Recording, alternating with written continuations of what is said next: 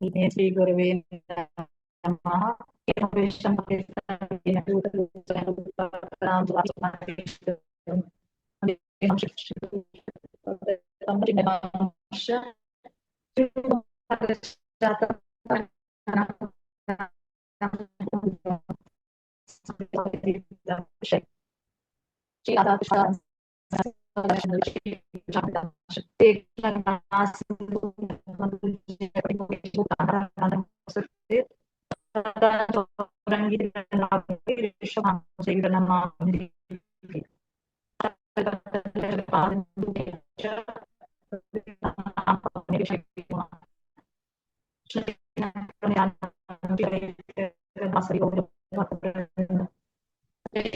हरे Krishna Krishna Hare Hare Hare Ram Hare Ram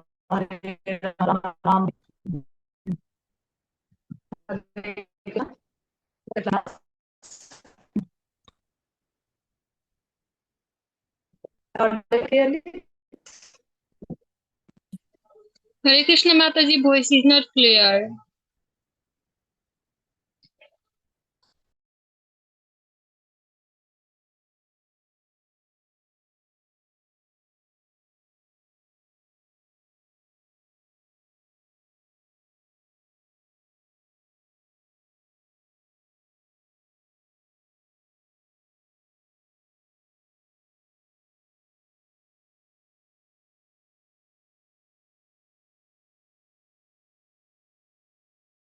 now clear माता जी?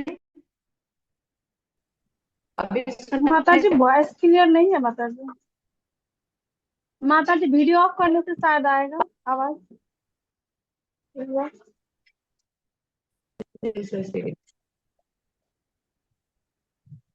हरे कृष्णा कृष्ण कृष्ण हरे हरे हरे राम राम राम हरे हरे। अभी आवाज आ रही है? जी माता जी। Okay okay, so keep the video off. Okay, तो आज का टॉपिक बहुत इंटरेस्टिंग, बहुत इंपॉर्टेंट टॉपिक है हमारे लिए। स्त्रियों को इन चीजों से बचना चाहिए, इन अवगुणों से, इन दूषणों से बचना चाहिए, यही हमारा टॉपिक है। तो जो लोग सामने बैठे हैं मोबाइल्स के या लैपटॉप्स के, वो कृपया करके वीडियो ऑन करें, तो थोड़ा क्लास जैसा लगेगा। मुझे तो नेटवर्क की वजह से वीडियो ऑफ करना पड़ा, पर आप लोग में से जिनका नेटवर्क अच्छा चल रहा है वो कृपया करके वीडियो ऑन करें।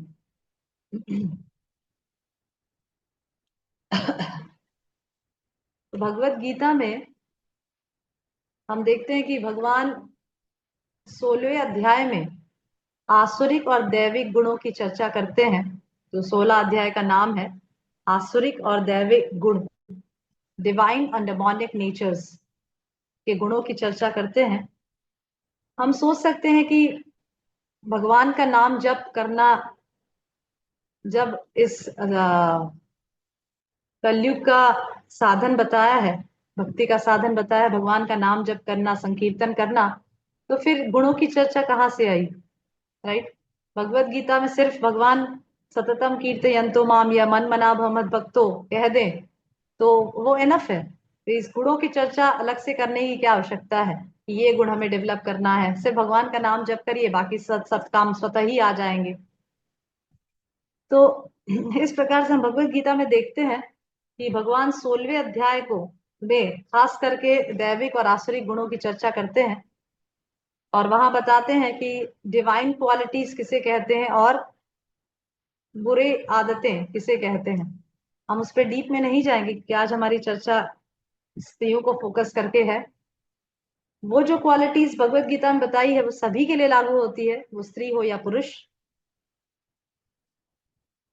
तो उसी चैप्टर में 16 चैप्टर में भगवान कहते हैं दैवी संपदा विमुक्षाय निबंधायासुरा मता। दैवी संपदा विमोक्षाय, भगवान गीता में बता रहे कि दैवी संपदा विमोक्षाय, जो दैवी क्वालिटीज हैं, जो गुड क्वालिटीज हैं, वो विमोक्षाय, वो मुक्ति का कारण है। इट लीड्स टू लिबरेशन, वो इस संसार से हमें मुक्त करते हैं। और निबद्धान निबंधाय आसुरी मतः, आसुरी जो बैड क्वालिटीज हैं, जो डिमोनिक क्वालिटीज हैं, वो निबंध, वो हमें बंधन का कारण बनते हैं। ओके, इस प्रकार से गीता में भी भगवान अच्छे गुणों को स्ट्रेस करके बोलते हैं कि मनुष्य को अच्छे गुण डेवलप करना चाहिए, वह मुक्ति का कारण है, संसार से मुक्त होने का कारण होते हैं। और जो बुरे आदतें डेवलप करते हैं वो उन्हें इस भौतिक जगत में बांधते हैं। राइट, हम देखते हैं कि कलयुग में लोगों में अच्छे गुण प्राप्त करना बहुत मुश्किल है, क्योंकि भागवतम में भी सुखदेव गोस्वामी बताते हैं, कलेर दोषो निधे राजन अस्ति एक महान गुना कीर्तनादेव कृष्णस्य मुक्त संग परम भजे। कलेर दोषो निधे राजन, हे राजन, हे परीक्षित महाराज, कलेर दोषो निधि, निधि मीन सागर, कली कैसा है, दोषों का सागर है। मतलब जिस कलयुग में, जिस ओशन, जिस भव सागर में हम तर रहे हैं, हम मनुष्य तर रहे हैं, वो कैसा है, वो जो सागर है वो दोषों से बना हुआ है। इसीलिए हम देखते हैं कि बच्चों में भी बुरी आदतें बहुत सरलता से आ जाती है, पर एक अच्छी आदत डालने में हमें काफी समय लग जाता है। क्यों? क्योंकि पूरा संसार ही बुरी आदतों से भरा पड़ा है, चारों तरफ अवगुण ही अवगुण है, बहुत मुश्किल से हमें किसी के अंदर सद्गुण नजर आते हैं। राइट, तो इसी पर भगवत गीता में भगवान बताते हैं कि जो अच्छे गुण हैं वो इस संसार से हमें मुक्त करने में मदद करते हैं। ये जो गुणों की चर्चा आज हम करने वाले हैं, वो ऐसा नहीं कि उन्हीं स्त्रियों के लिए लागू होता है जो भक्ति करती हैं, जो भक्ति में प्रगत होने में के लिए प्रयत्न कर रही हैं, ऐसा नहीं है। ये जो गुणों की चर्चा, जो अवगुण, जो दोषों की हम चर्चा स्त्रियों में जो करने वाले हैं, वो सभी स्त्रियों के लिए लागू होता है, वो भक्त हो या अभक्त हो। राइट, वो पूछ रहा सभी के हूँ। लिए। इट्स नॉट दैट कि जो भक्ति करते हैं उनके लिए ऐसा ये शादी नहीं है। लागू ये होता थोड़ी है। भी उसके ऊपर ऐसा अमीर ही ओके, तो ऐसा नहीं है। इन दूषण, जो स्त्रियों में जो दूषण की चर्चा इस क्लास में आज हम करेंगे, उन हम उसमें उसके लिए हम सभी स्त्रियों को कार्य करना है, उनको हटाने के लिए, क्योंकि वो सभी प्रकार से लाभप्रद है।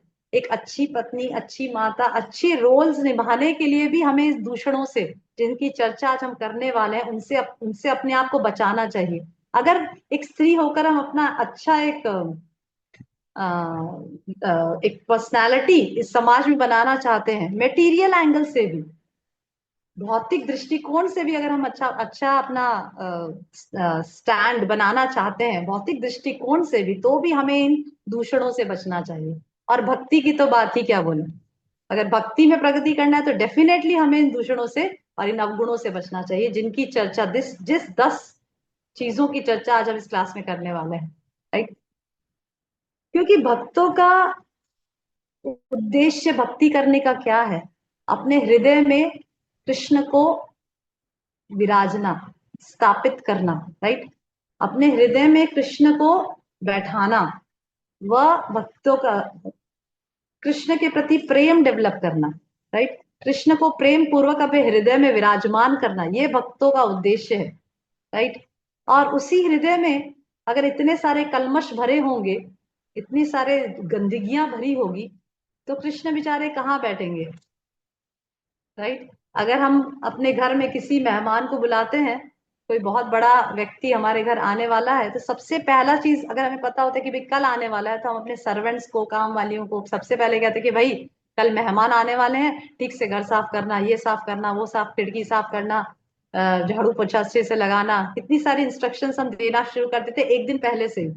और हम खुद भी सफाई में लग जाते हैं। अगर हमारे कोई मेहमान आए, हम तो सोचते हैं अरे क्या सोचेंगे, इतना गंदा घर है, कॉबवेब साफ करेंगे, ये करेंगे, वो करेंगे। राइट, उसी प्रकार से हम कृष्ण को अपने हृदय में बसाना चाहते हैं, और उस हृदय में पहले से ही इतनी सारी गंदगियां भरी पड़ी है, तो किस प्रकार से कृष्ण वहां जाके विराजमान होंगे?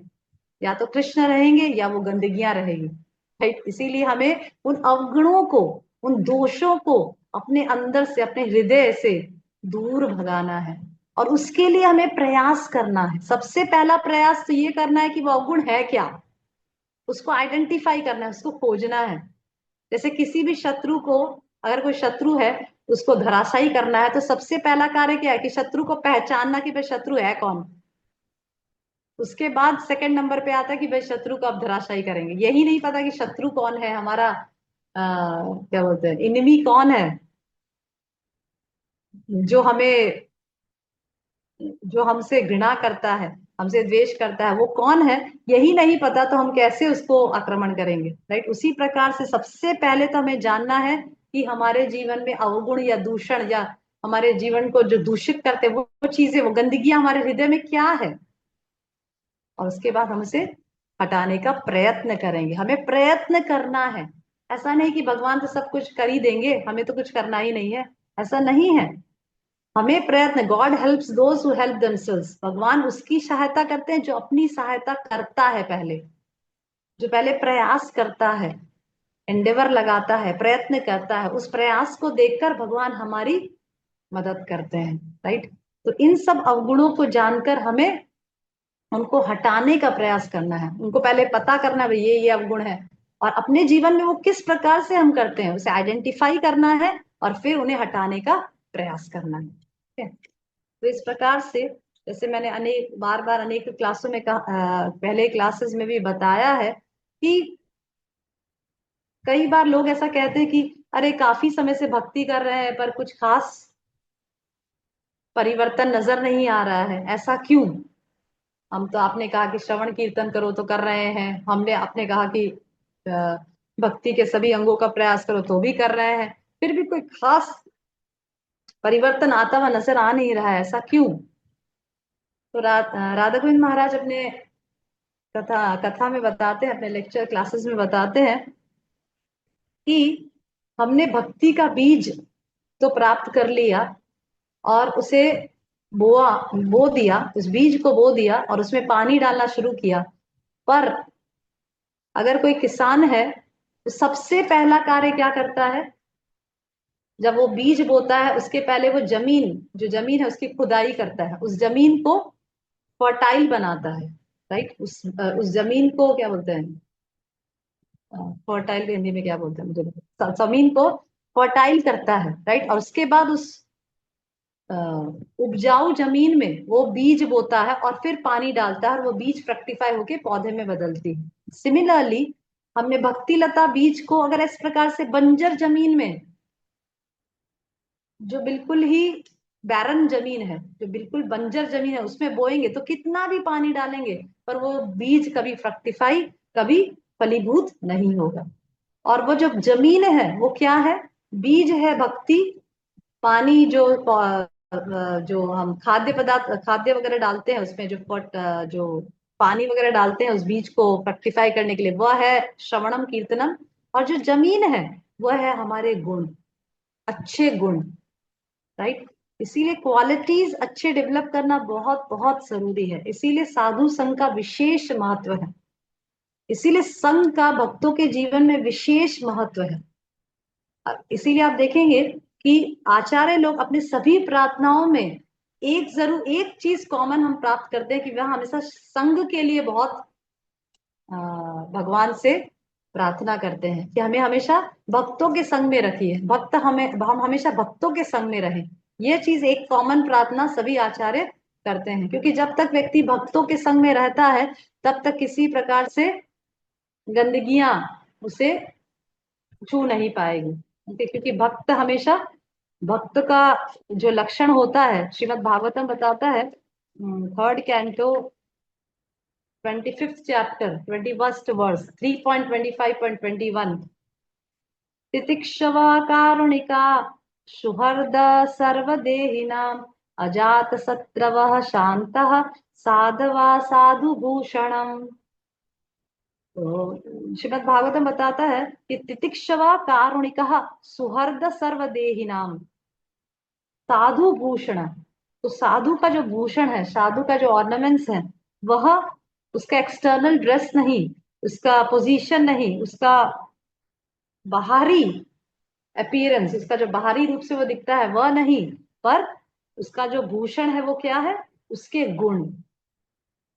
साधव साधु भूषण, तितिक्षवा कारुणिकः, तितिक्षवा टू बी टॉलरेंट, कारुणिकः टू बी कंपैशनेट, सुहर्द सर्वदेहिनाम, सुहर्द सर्वदेहिनाम, सभी जीवों के प्रति सुहर्द मतलब वेल विशर, अजात शत्रवः, अजात शत्रवः मीन्स ही इज अजात शत्रु, विदाउट एनी एनिमीज, शांतः पीसफुल।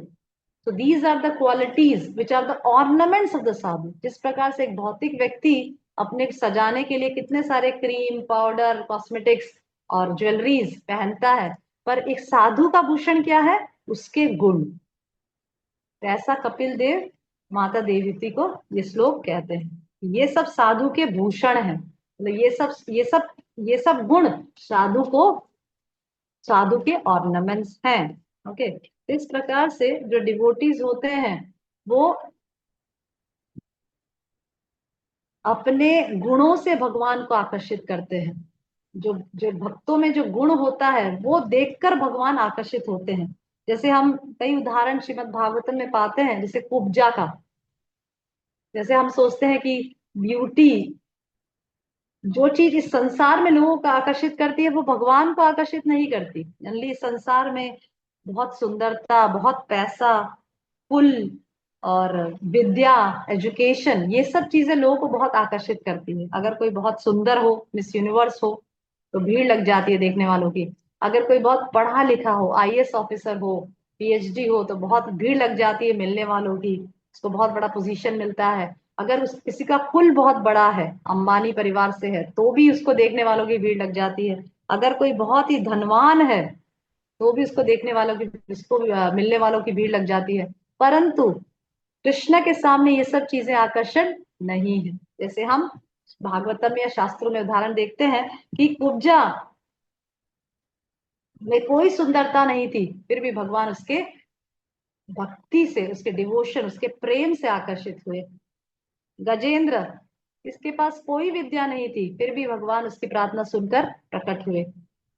विभीषण कौन से कुल से था? आसुरिक कुल से था, रावण का भाई था, राइट, पर फिर भी भगवान उसकी भक्ति से आकर्षित हुए। सुदामा इतने गरीब थे कि भगवान को कुछ गिफ्ट देने के लिए भी उनके पास, कुछ लेकर जाने के लिए, अपने मित्र को देने के लिए भी उनके पास कुछ नहीं था, पर फिर भी भगवान उनके प्रेम और भक्ति से आकर्षित हुए, राइट। तो इस प्रकार से पता चलता है कि भगवान सुंदरता, बाहरी जो ऐश्वर्य है, जो हमारे आउटवर्ड, जो बॉडली ऑपुलेंसेस जिसको बोलते हैं, बॉडली जो क्या बोलते हैं, एक प्रकार का ऐश्वर्य जो होता है, उससे आकर्षित नहीं होते। भगवान हमारे गुणों से, हृदय में जो गुण है, हमारे जो क्वालिटीज हैं, उससे आकर्षित होते हैं, राइट। तो इसी प्रकार से आज हम चर्चा करेंगे। तो आज हम स्त्रियों को फोकस करके चर्चा करेंगे कि जनरली स्त्रियों में ये अवगुण पाए जाते हैं। और आप भी, बिकॉज हम सभी यहाँ पे माताजीज हैं, तो जैसे जैसे मैं चर्चा करूंगी आप भी अपनी सहमति दिखा सकते हैं कि भाई हाँ, डेफिनेटली इस प्रकार के अवगुण स्त्रियों में खास पाए जाते हैं। अगर कोई भी आपको अवगुण इम्प्रैक्टिकल लग रहा हो तो प्लीज मुझे बताइएगा। पर मुझे तो जब मैं पढ़ रही थी, मुझे तो सारे जो दूषण जो स्त्रियों के लिए बताए गए हैं वो सब कुछ प्रैक्टिकल लगा, और लगा भी कि हाँ सही बात है, ये सब चीजें स्त्रियों में प्रायः देखी जाती है। पर मैं आपको पहले ही बताती हूँ कि ऐसा नहीं है ये कि ये सिर्फ स्त्रियों में पाई जाती है। बहुत सारे इसमें अवगुण ऐसे भी हैं जो पुरुषों में भी देखे जाते हैं, पर क्योंकि हम यहाँ पे लेडीज क्लास कर रहे हैं तो हम स्त्रियों को बेसिस करके चर्चा करेंगे। Okay okay. चाणक्य पंडित चाणक्य नीति में कहते हैं, ते पुत्र ये पितुर्भक्ता, सा पिता यस्तु पोषकः, तान् मित्रं यत्र विश्वासः, स भार्या यत्र निर्वृतः। बहुत सुंदर चाणक्य नीति का श्लोक है, जिसमें चाणक्य पंडित कहते हैं कि ते पुत्रा या पितुर्भक्ता, वह पुत्र अच्छा पुत्र समझा जाता है जो पिता की आज्ञा का पालन करता है। सा पिता यस्तु पोषकः, वह पिता सही में रिस्पॉन्सिबल पिता है जो अपने बच्चों का सही प्रकार से पोषण करता है। तान मित्रम यत्र विश्वासः, वही सच्चा मित्र है जिसके ऊपर विश्वास रखा जा सकता है। स भार्या यत्र निर्वृतः, और वही सही भार्या, वही सही पत्नी है जिसके साथ रहकर हस्बैंड शांति और सेटिस्फैक्शन फील करता हो। Okay, getting? सुनाई दे रहा है?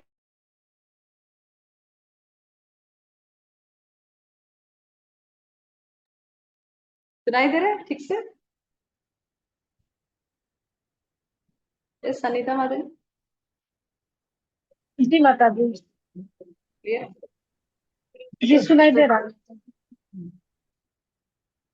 ठीक है। तो यहाँ पे Chanakya, switch on my camera ना, लेट्स सी।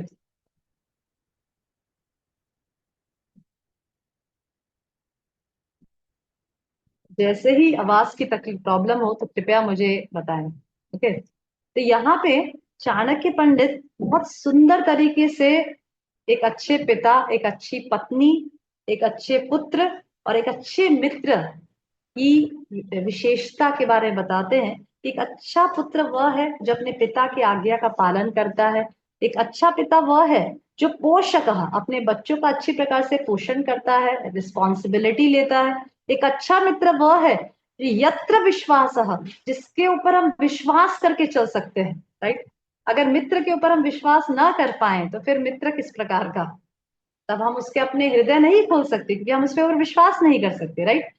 और एक अच्छी भार्या कौन है? यत्त निर्वृत, जिसके साथ, जिसकी कंपनी में रहकर हस्बैंड शांति और सेटिस्फैक्शन फील करता हो। इसीलिए चाणक्य पंडित का एक बहुत ही सुंदर श्लोक है जो शिला प्रभुपाद ऑफन काफी कोट किया करते थे। शिला प्रभुपाद बताते थे कि चाणक्य पंडित, मुझे एग्जैक्टली श्लोक याद नहीं है, पर चाणक्य पंडित वहां बताते हैं कि अप्रियवादिनी, जिस हस्बैंड की पत्नी अप्रियवादिनी, बहुत कलह प्रिय है, बहुत कटु वचनी कहती है, बिल्कुल प्रियवादी नहीं है, बहुत प्रेम से नहीं कहती, सॉफ्टली नहीं बोलती, ऐसे हस्बैंड को वन गमन कर लेना चाहिए। It's better to live in the forest than to live at home, ऐसा चाणक्य पंडित कहते थे और बार बार शिला प्रभुपाद कोट कर दो।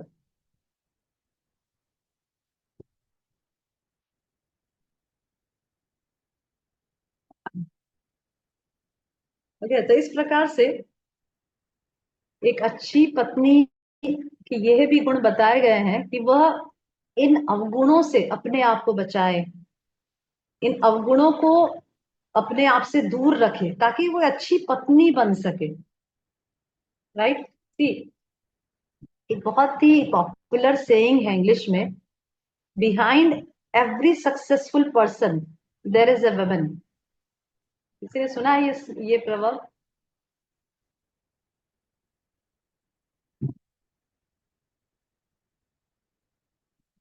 Behind every successful person there is a woman.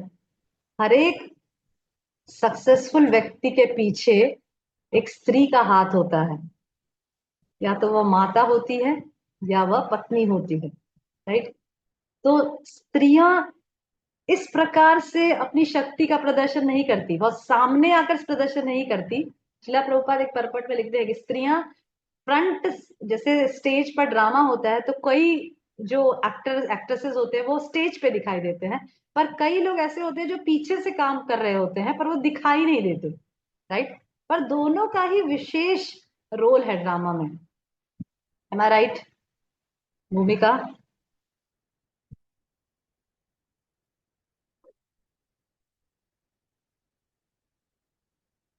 हरे कृष्णा। जी माता जी, हरे कृष्ण। यस,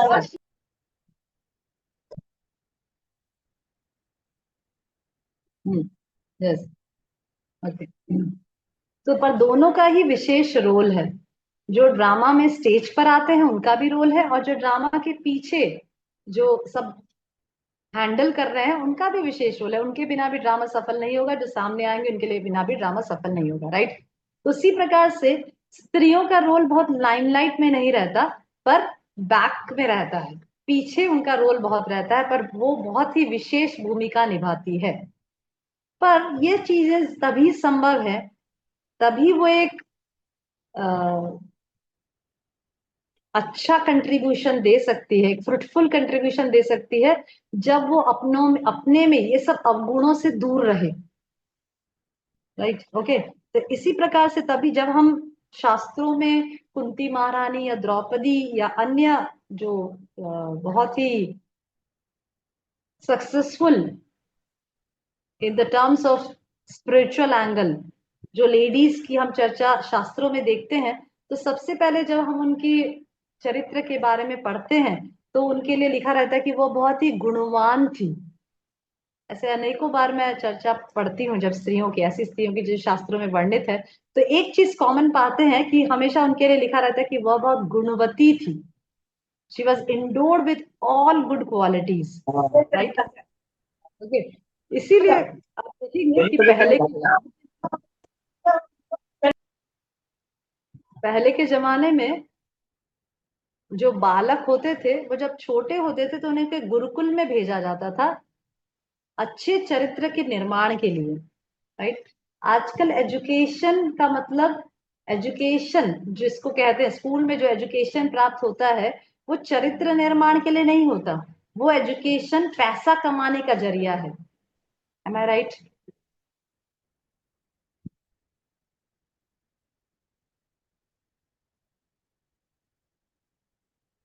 यस और नो? माता जी। जी माता जी। यस। आजकल जो एजुकेशन जो स्कूलों में प्राप्त होता है वह चरित्र निर्माण के लिए नहीं होता, वह सिर्फ डिग्री हासिल करके उस डिग्री को दिखाकर पैसा कमाने का जरिया है। That's all. That is what Shrila Prabhupada says. आजकल स्कूलों में जो टीचर्स हैं वो लीस्ट बॉदर्ड हैं कि बच्चा अच्छा गुणवान बने, अच्छा चरित्रवान बने, उसको वो भविष्य में अच्छे वैल्यूज लेकर स्कूल से जाए, वो लोग का कंसर्न नहीं होता है। उनका कंसर्न ज्यादातर ये होता है कि बच्चा बहुत अच्छे परसेंटेज प्राप्त करे, बड़ी बड़ी डिग्री प्राप्त करे और बहुत बड़े पोजीशन पे बैठ जाए। इसीलिए शिला प्रभुपाद अपने तात्पर्य में बताते हैं कि इसीलिए हम देखते हैं कि बड़े बड़े ऑफिसेज में जहां बहुत बड़े बड़े लोग बैठते हैं जिनके पास बहुत बड़ी बड़ी डिग्री है, फिर भी सब जगह ताले लगे रहते हैं, सब जगह नंबर लॉक्स लगे रहते हैं। राइट? क्यों? ऐसा क्यों है? जब आपके पास इतना एजुकेशन है, इतनी डिग्री है, तो फिर इतने बड़े बड़े ताले क्यों? दैट मीन्स कि चोरियां होती है। समझ रहे? चोरियां होती है, हम किसी पे विश्वास नहीं कर सकते। क्यों? कि चरित्र का निर्माण नहीं हुआ है, सिर्फ डिग्री हासिल की गई है, पढ़ाई करके डिग्री हासिल की और वो डिग्री से पैसा कमाया जा रहा है, अपना अर्थ उपार्जन किया जा रहा है। और किसके लिए? ताकि हम इंद्रियों का भोग कर सके। पर पहले जमाने में ऐसा नहीं था। पहले जमाने में विशेषकर जब बालक या बालिका पैदा होती थी अपने घर में, लड़की या लड़का दोनों में से कोई भी उत्पन्न पैदा होता था, तो सबसे पहला कंसर्न पेरेंट्स का ये रहता था कि इसका चरित्र अच्छा हो। इसीलिए आप देखेंगे श्रीमद् भागवत में उल्लेख आता है कि जब परीक्षित महाराज का जन्म हुआ तो युधिष्ठिर महाराज ने ज्योतिष को बुलाया और ज्योतिष सब बताने लगे परीक्षित महाराज के कि ये बहुत बड़ा राजा बनेगा, ये बनेगा, वो बनेगा, बहुत धनवान होगा, ये होगा। तो परीक्षित महाराज ने पूछा कि ये सब तो ठीक है, पर क्या वो अपने पूर्वजों के अनुसार उनके मार्गदर्शन में चलेगा कि नहीं, उनकी तरह अच्छा चरित्र वाला होगा कि नहीं, यह सबसे पहले बताइए। Because Yudhishthira Maharaj was concern कि यह जो बालक है, परीक्षित जो बालक है जो उत्पन्न हुआ है उत्तरा के गर्भ से, वह एक अच्छा चरित्र का होना चाहिए, वह अपने पूर्वजों को फॉलो करने वाला होना चाहिए। ओके, तो दिस वाज द कंसर्न। तो पहले लोगों का ये सबसे ज्यादा कंसर्न, अगर स्त्रियां हैं, बालिकाएं हैं, तो एक अच्छी पत्नी बनना चाहिए, एक समर्पित पत्नी होना चाहिए, अपने पति के प्रति निष्ठावान होनी चाहिए, चरित्रवान होना चाहिए, वो अपनी चेस्टिटी को संभाल के रखना चाहिए, चेस्टिटी भंग नहीं करना चाहिए। राइट? तो ये सब कंसर्न पहले पेरेंट्स का हुआ करता था अपने बच्चों, अपने अपने लड़के के लिए, अपनी लड़की के लिए। ओके, पर आजकल पूरी दुनिया बदल चुकी है। Okay, so now we will discuss कि क्या वो दूषण है जिससे हम स्त्रियों को विशेष करके संभल कर रहना चाहिए। सबसे पहला, कलह, फाइटिंग नेचर। हम स्त्रियों में कलह करने की टेंडेंसी ज्यादा रहती है। इसका प्रैक्टिकल उदाहरण, मैं ऐसा नहीं कह रही कि हम जो स्त्रियां यहाँ उपस्थित है उनमें ये टेंडेंसी होती है इन जनरल। इसीलिए आप देखेंगे कि ये मेरा ऑब्जर्वेशन है, आप बताइए आपका ये सही है कि नहीं, कि जब तक परिवारों में भाइयों की शादी नहीं होती तब तक वो परिवार बहुत संयुक्त रहता है, यूनाइटेड रहता है, राइट। और जैसे ही दो भाई हैं उनकी शादियां कर देते हैं तो फिर झगड़ा शुरू हो जाता है। Is my observation right? जी माता जी। जी माता जी। यस। स्त्रियों में कलह करने की टेंडेंसी ज्यादा रहती है, फाइटिंग टेंडेंसीज स्त्रियों में ज्यादा देखा गया है। इसका एक उदाहरण शास्त्रों में भी हम देखते हैं, देवयानी और शर्मिष्ठा की स्टोरी महाभारत से। आप सबको शायद पता होगी, बहुत फेमस स्टोरी है। देवयानी जो शुक्राचार्य की पुत्र थी और शर्मिष्ठा जो वृषपर्वा, राजा वृषपर्वा की बेटी थी। ये महाभारत आदि पर्व में कथा आती है कि किस प्रकार से एक नादान बालिकाओं में झगड़ा और कलह के कारण पूरा जीवन उन्हें सफर करना पड़ा। ठीक है, क्योंकि ये मैं नहीं कह रही, ये शास्त्र बताते हैं कि स्त्रियां कलह प्रिय होती है। इसीलिए आप देखेंगे कि घरों में भी पुरुषों में इतना कलह करने की टेंडेंसी नहीं रही जितनी स्त्रियों में रहेगी, और स्त्रियों की वजह से पुरुषों में कलह होता है। और ऐसा करने से जो स्त्रियां कलह प्रिय होती हैं, कलह करने में बहुत ज्यादा आतुर रहती हैं और आस पड़ोस वालों से, घर के सदस्यों से, हस्बैंड से, बच्चों से, सास ससुर से, सबसे कलह करती रहती है, तो वह बहुत ही अपने घर में अशांति पैदा करती है और ऐसी स्त्रियों को अधिकतर लोग पसंद नहीं करते। M I right? यस जी माता जी। माता जी। मैं अनुरोध करती हूँ कि अगर आप फ्री हैं तो प्लीज वीडियो ऑन करें।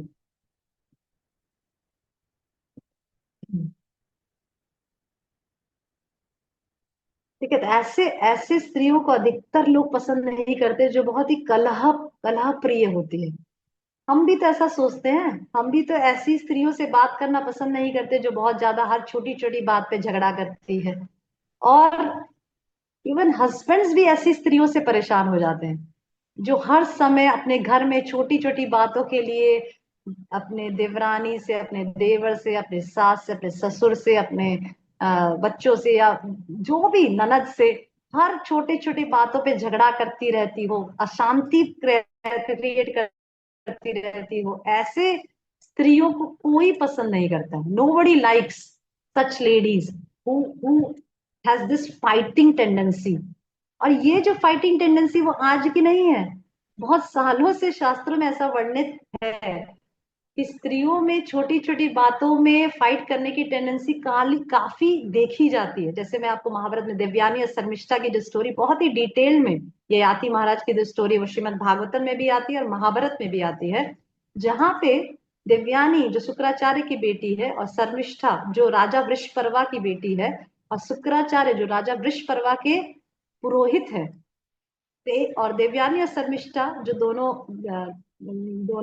एक राजा की बेटी और एक जो पुरोहित की बेटी, वो बहुत ही क्लोज फ्रेंड्स हैं। एक बार देवयानी और शर्मिष्ठा घूमने के लिए निकले, जंगल में घूमने के लिए, ऐसे ही विहार के लिए निकले, तो सामने एक तालाब आया। जनरली यंग गर्ल्स, 15-16 साल की लड़कियां थी, नहाने का बहुत शौक होता है लड़कियों को, रिवर्स में नहाने का, नदियों में नहाने का बहुत शौक होता है। तो नहाने के लिए निकली। तो पहले के जमाने में ऐसे लड़कियों के नहाने के लिए जो नदियां होती थी वहां पे पुरुष नहीं आया करते थे। तो जब वो नहा रही थी, अपने वस्त्र उतार के नहा रही थी, तो जोर से आंधी चलने की वजह से देवयानी और शर्मिष्ठा के कपड़े अदल बदल गए। ठीक है, जब वो नहा के बाहर आई तो हड़बड़ी वश, मतलब बहुत ज्यादा हड़बड़ी में थी कि कोई आ ना जाए ऐसे करके, तो कपड़ा पहनने लगी हड़बड़ी में, तो भूल से शर्मिष्ठा ने देवयानी के कपड़े पहन लिए।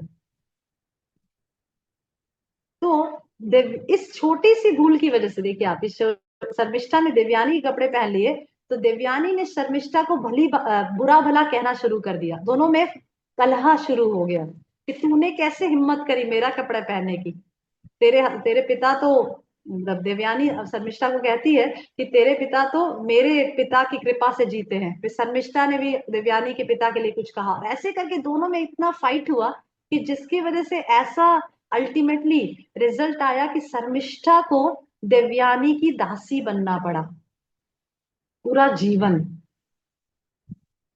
सिर्फ छोटी सी बात थी, कपड़े की बात थी, सिर्फ कपड़ा अदल बदल गया और जिसकी वजह से भूल से कपड़ा पहन लिया, दूसरे का कपड़ा पहन लिया, सिर्फ ये छोटी सी भूल की वजह से शर्मिष्ठा को आजीवन देवयानी की दासी बनना पड़ा। हियर द पॉइंट इज कि लेडीज में कलह, छोटी छोटी बातों पे फाइटिंग करने की टेंडेंसीज अधिकतर, ज्यादातर देखी गई है। इस दोष से हमें बचना चाहिए, क्योंकि यह दोष न सिर्फ हमें भक्ति में अवरोध पैदा करता है, पर हमारे नॉर्मल जीवन में भी, हमारे डे टू डे लाइफ में भी, ये हमारे रिलेशनशिप में एक बहुत बड़ी रुकावट पैदा कर सकता है। हमारे रिलेशनशिप्स में बहुत बड़ा एक, क्या बोलते हैं, एक ऑब्स्टेकल है ये, कि अगर हम हर बात पे शक करें और उसको एक कलह का रूप दे दे, एक फाइट का रूप दे दे, इस दोष से स्त्रियों को बचना चाहिए। भक्ति में भी ये बिल्कुल अच्छा नहीं है, क्योंकि अगर हम इस प्रकार से डिवोटीज के साथ भी कलह करेंगे तो वो भगवान को बिल्कुल पसंद नहीं आएगा, क्योंकि ये टेंडेंसी अगर हमारे परिवार के साथ है तो डेफिनेटली डिवोटीज के साथ भी होगी। ऐसा तो है नहीं कि हम बस परिवार के साथ झगड़ा करेंगे और भक्तों के साथ मित्रता करेंगे। भक्तों के, अगर हम परिवारों के साथ झगड़ा करेंगे डेफिनेटली भक्तों में भी वो दिखाई देगा, राइट। तो इसीलिए हमें इस दोष को परखना चाहिए और इस पे काम करके इससे अपने को बचाना चाहिए, राइट। ओके, सेकंड इज, हम बहुत स्लो गति पे चल रहे हैं, हमारा 10 अवगुण 12, we have only first discuss. Okay, second is ईर्ष्या। स्त्रियों में ईर्ष्या ज्यादा देखी जाती है। अगर हमारे हस्बैंड और पड़ोस के हस्बैंड दोनों एक ही कंपनी में काम करते हो तो हस्बैंड्स को ज्यादा प्रॉब्लम नहीं आती। हमारे हस्बैंड भी सेटिस्फाइड अपनी सैलरी से, उसके हस्बैंड भी सेटिस्फाइड अपनी सैलरी से, पर अगर पड़ोस वाले के हस्बैंड ने अपनी सैलरी से, सॉरी, पड़ोस वाले के हस्बैंड को इंक्रीमेंट हो जाता है, ऑफिस में कुछ कार्य करने से उसको जॉब में इंक्रीमेंट हो जाता है, उसकी पोजीशन बढ़ जाती है, जिसकी वजह से बहुत बड़ा कार खरीदता है, तो सबसे पहला अगर पिंच किसी को करता है तो उसकी वाइफ को, पड़ोसी की वाइफ को। हस्बैंड में प्रॉब्लम नहीं आता है, हस्बैंड्स तो दोनों खुश होते हैं, एक साथ उसी कार में बैठकर ऑफिस भी चले जाएंगे, पर सबसे बड़ा प्रॉब्लम कहाँ आएगा? वाइफ्स को आएगा। कौन सी वाइफ? जिसके हस्बैंड की इंक्रीमेंट नहीं हुई। M I right? यस माता जी, जी माता जी। पुरुष लोग तो एडजस्ट करके चलेंगे, पर वाइफ कहेगी अरे आपको दिखाई नहीं देता, आपने भी तो इतने सालों से जॉब किया, आपकी क्यों नहीं इंक्रीमेंट हुई, इसकी क्यों इंक्रीमेंट हुई, इसने देखी कितना बड़ी कार खरीद ली और आप पीछे के पीछे ही रह गए। जबकि हस्बैंड बोलेंगे अरे कोई बात नहीं, उनको अच्छा लग रहा होगा, बॉस को वो अच्छे लगे होंगे, मुझे मेरी भी हो जाएगी, तुम शांति रखो, तुम पेशेंस रखो। पर वाइफ का ऐसा नहीं होगा। Now she will talk, either she will stop talking with that person, या तो वो उस पड़ोसी से बात करना बंद कर देगी, या तो फिर हर समय दूसरों के सामने उसकी चुगली करती रहेगी। These two things will the wife do. So this is a very common thing in ladies.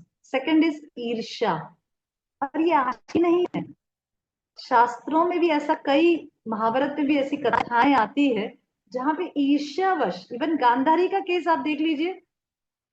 Gandhari, अगर आपको महाभारत से स्टोरी पता है कि गांधारी के भी पुत्र जन्म होने वाले थे, संतान जन्म होने वाली थी, कुंती के भी संतान जन्म होने वाली थी, पर कुंती की संतान पहले जन्म हो गई और गांधारी की जन्म नहीं हुई तो गांधारी को इतना क्रोध आया कि उसने अपने गर्भ में आक्रमण किया, जिसकी वजह से उसके अंडे विभाजित हो गए। You know the story, this is the story from Mahabharata, right? Because of this jealousy. और एक स्टोरी आती है महाभारत में कद्रू और विंता की, वो भी अच्छा स्टोरी है। बहुत बहुत बड़ी बड़ी स्टोरीज है, ये सब बहुत डिटेल्ड स्टोरीज है, पूरी पूरी क्लास कह सकते हैं स्टोरीज पे। कद्रू और विंता का केस भी सेम था। विंता जो गरुड़ की माता है, कद्रू जो सर्पों की माता है। कद्रू और विंता कश्यप की पत्नियां हैं। कद्रू की संतान उत्पन्न हो गई, विंता की एक भी संतान नहीं हुई। विंता के 2 अंडे थे, कद्रू के 100 अंडे थे, और 1000 अंडे थे। 1000 अंडे फूट गए, उनमें से सर्प निकल गए। पर विंता जो कश्यप की पत्नी थी, उसके एक भी अंडे नहीं फूटे। तो उसने द्वेषवश, ईर्ष्यावश वो अंडे को अपने आप से तोड़ दिया, जिसकी वजह से अरुण उत्पन्न हुआ, जो सूर्य का सारथी बना। इसीलिए हम सुबह सुबह क्या बोलते हैं? अरुणोदय। ठीक है। और क्योंकि समय होने से पहले ही अंडे फोड़ दिए गए, इसीलिए उसका शरीर पूरी तरह से विकसित नहीं हुआ। और अरुण ने अपनी माता को श्राप दिया कि जितनी हड़बड़ी में तुमने मुझे फोड़ दिया, जिसकी वजह से मेरा शरीर विकसित नहीं हुआ, जिससे देह द्वेष के तुमने ऐसा किया, उसी की तुम दासी बन जाओगी। समझ रहे? इस प्रकार से स्त्रियों में ये द्वेष और ईर्ष्या की भावना आज की नहीं है, बहुत सालों से चली आ रही है, जिससे हमें सावधान रहना चाहिए। ये द्वेष और ईर्ष्या हमारे पूरे परिवार का नाश कर सकती है। हम लोग इस भौतिक जगत में क्यों आए हैं? क्योंकि हमें भगवान से द्वेष है। हम सब द्वेषी जीव इस भौतिक जगत में इकट्ठा हुए हैं। भगवान से द्वेष तो है ही, साथ साथ अगर हम यहाँ के जीवों से भी इतना द्वेष रखेंगे, तो हमारा भगवत धाम जाने का जो मार्ग है और पहुंचने का जो समय है, वो अनिश्चित है, अनिश्चित हो जाएगा। इसीलिए हमें इस द्वेष और ईर्ष्या से बचना चाहिए। जैसे ही हमें किसी से भी किसी की चीज देखकर या किसी के ऑपुलेंसेस, किसी के ऐश्वर्य को देखकर द्वेष हो, तो यह समझना चाहिए कि भगवान की उसके ऊपर विशेष कृपा है। अगर मैं उससे द्वेष करती हूँ तो मैं उससे द्वेष नहीं करती, मैं भगवान से द्वेष करती हूँ, क्योंकि भगवान ने उससे कृपा करके उसे वो वस्तु दी है। तो अगर मैं उससे द्वेष करूंगी तो मैं किससे द्वेष करूंगी? भगवान से द्वेष करूंगी, राइट? तो इसीलिए हमें द्वेष से अपने आप को बचाना चाहिए, ईर्ष्या से अपने आप को बचाना है। सो सेकंड अवगुण क्या है? ईर्ष्या। पहला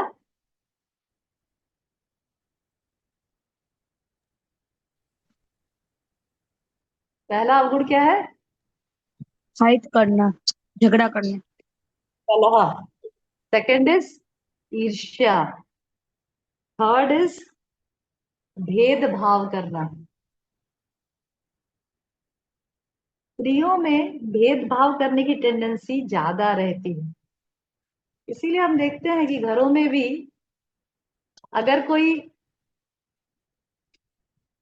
रिश्तेदार का बच्चा हमारे घर पे आ गया रहने, पढ़ाई करने के वश या किसी कारण से हमारे घर में रह रहा है, तो स्त्रियों के मन में यह भेद भावना रहती है कि यह तो उसका बेटा है, यह मेरा बेटा है, इसीलिए मैं इसे ज्यादा घी लगा के रोटी दूंगी, ज्यादा पौष्टिक आहार ज्यादा दूंगी, इसको बादाम खिलाऊंगी, पर इसको नहीं। समझ रहे हैं? स्त्रियों में इस प्रकार से यह मेरा और ये तेरा, इस प्रकार की भावना प्रायः देखी जाती है।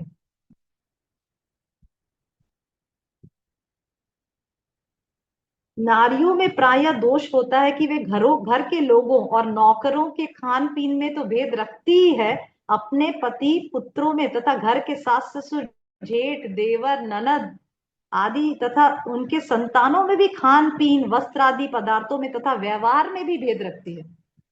सब प्रकार से उसके अंदर भेद भावना रहती है। यह मेरा है, यह तेरा है, ये तुम्हारा, ये पराया है, ये अपना है।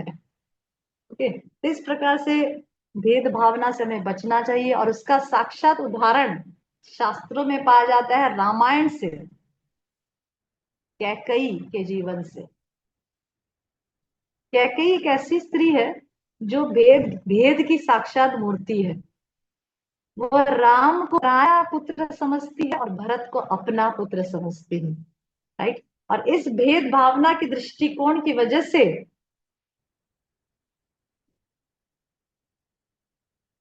राम जी को उन्होंने 13 वर्ष का वनवास करवा दिया, राइट। इस प्रकार से स्त्रियों में ये भेद भावना ज्यादा देखी जाती है, जिससे हमें बचना चाहिए। पहले हमें ध्यान देना है कि कौन कौन से दोष ऐसे हैं जो जो हम करे, मतलब जो we are not conscious about, जो हम कॉन्शियस नहीं है और हमारे अंदर है। तो we should identify that things and we should try to work on it, we should try to remove it, जिससे हमें अपने जीवन से निकालना है। सबसे पहले कलह, कलह जहां तक हो सके नहीं करना चाहिए। सेकंड इज ईर्ष्या, जहां तक हो सके नहीं करना चाहिए। भगवान का आशीर्वाद समझकर, दूसरों को अगर कुछ अच्छा मिल रहा है तो उसे भगवान का आशीर्वाद, भगवान की दया समझकर उसे एक्सेप्ट करना चाहिए। थर्ड इज भेद भावना, या मेरा है या तेरा है, इस भावना से बचना चाहिए। ओके। फोर्थ इज विलासिता, मतलब शौकीन।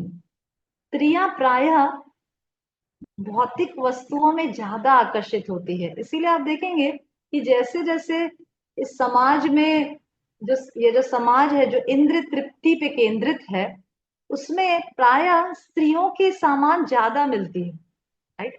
अगर आप सर्वे करने जाएंगे शॉप्स के, तो 10 दुकानों में से 8 दुकानें स्त्रियों की होगी जो स्त्रियों के सामान बेचती है, और 2 ही दुकान ऐसी होगी जो पुरुषों के लायक सामान बेचती है, राइट।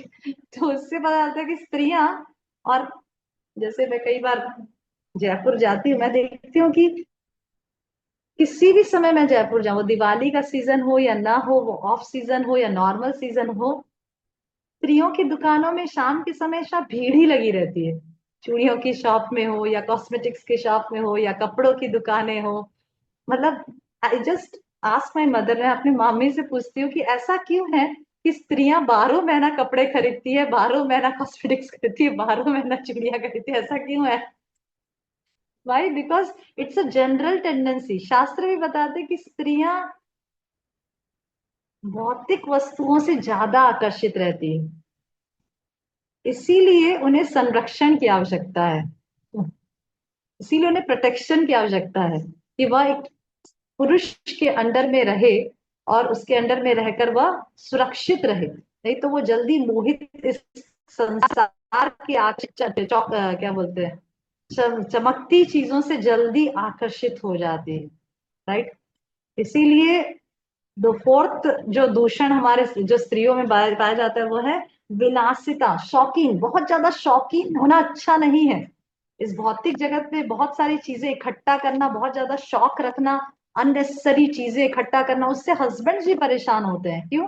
क्योंकि हस्बैंड्स को अपने वाइफ के शौक पूरे करते करते करते करते कितना कमाना पड़ता है, काफी समय अपना कमाई में डिवोट करना पड़ता है। इसीलिए बहुत, पर एक स्त्री जो सिंपल लाइफ जीने के लिए अपने हस्बैंड को सहयोग देती है, so she helps her husband in progressing spiritually, वो अपने हस्बैंड को आध्यात्मिक चीजों में प्रगति करने में मदद करती है, राइट। तो इसीलिए यह भी एक दोष बताया गया कि स्त्रियों को ज्यादा शौकीन या विलासिता नहीं होनी चाहिए, जितना आवश्यक है। एक अच्छा परिवार, एक डिसेंट परिवार चलाने के लिए, घर चलाने के लिए जितनी आवश्यकता है, फिजूल खर्ची नहीं, अननेसेसरी एक्स्ट्रा शौक नहीं कि चलो आज शाम को इस मॉल में जाके देखेंगे, उस मॉल में जाके खर्चा करेंगे, बिग बाजार नया खुला है वहां जाएंगे, रिलायंस मॉल में जाएंगे, डीमार्ट जाएंगे, ये खरीदेंगे। जब कोई आवश्यकता ही नहीं है तो क्यों जाना है? ये सब मॉल्स क्यों खुले हैं? ताकि हम हम जब जहां वहां जाएं तो हमारे सामने सब कुछ डिस्प्ले कर दिया जाता है कि हमारे अंदर अगर हमें वो चीज लेने की चिंतन भी ना हो, जरूरत भी ना हो, पर उस चीज को देखकर हम आकर्षित होकर उसे खरीद लें। दैट इज द बेसिक फंडा behind all these malls, right. इसीलिए हम स्त्रियों को ज्यादा अननेसेसरी शॉप्स में, मॉल्स में, डीमार्ट्स में, रिलायंस में, बिग बाजार में नहीं घूमना चाहिए, फिजूल खर्ची नहीं करना चाहिए। बहुत बड़ा दूषण है स्त्रियों में। मैं काफी स्त्रियों को ऐसा देखती हूँ जो इस प्रकार से 365 डेज कुछ ना कुछ खरीदती ही रहती है, तो हमें इन चीजों से बचना चाहिए। Simple living and high thinking, this was the philosophy that Shrila Prabhupada told us for progressing in spiritual life. अगर आध्यात्मिक जगत में हमें प्रगति करना है तो जितना हो सके अपने जीवन को सिंपल रखना चाहिए, तो वो अपने हस्बैंड्स के लिए भी फेवरेबल रहेगा। अगर हम अपनी जरूरतों को इतना ज्यादा बढ़ाएंगे तो हमारे हस्बैंड्स ही बेचारे परेशान होंगे, इतना है उनको कमाना पड़ेगा। इसलिए बेटर है कि हम अपने हस्बैंड का सहयोग दें और एक सिंपल जीवन जिए। ओके, ठीक है। So that is the fourth, विलासिता मतलब शौकीन। ओके, नेक्स्ट इज दिखावापन। स्त्रियों में दिखावा करने की टेंडेंसीज ज्यादा रहती है ना, राइट?